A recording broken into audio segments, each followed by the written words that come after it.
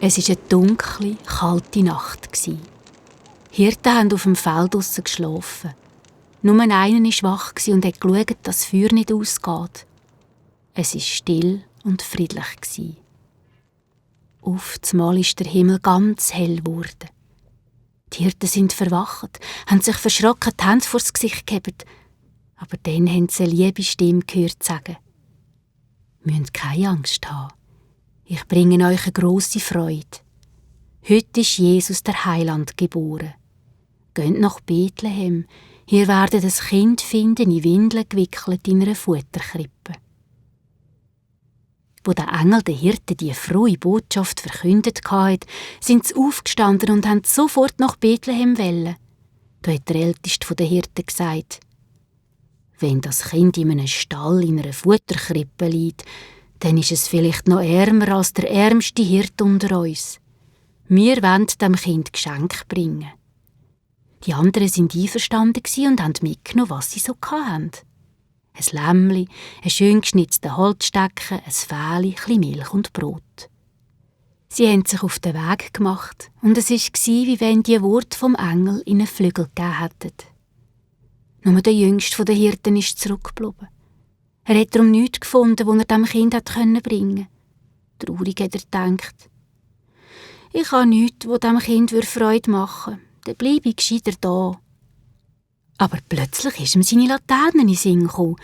Und dass er sich doch, als er selber noch klein war, genau so eine gewünscht hat.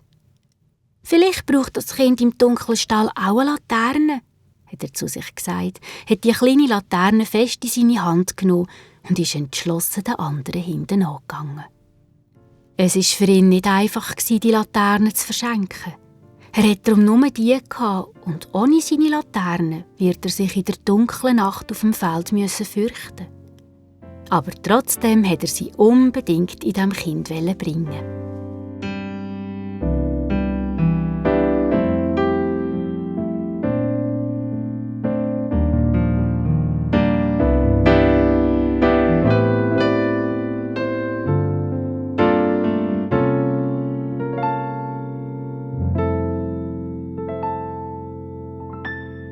Als die Hirten zu dem Stall in Bethlehem gekommen sind, hat sie ein ganz besonders helles Licht geblendet. So hell war das, dass alle stehen geblieben sind und nicht mehr weiter getraut haben. Der Lichterglanz ist von den Engeln über dem Stall gekommen. Und jetzt haben die Hirten eine grosse Freude bis tief in ihre Herzen gespürt. Sie sind näher und in den Stall hineingegangen. Nur der jüngste Hirte ist traurig draussen stehen geblieben.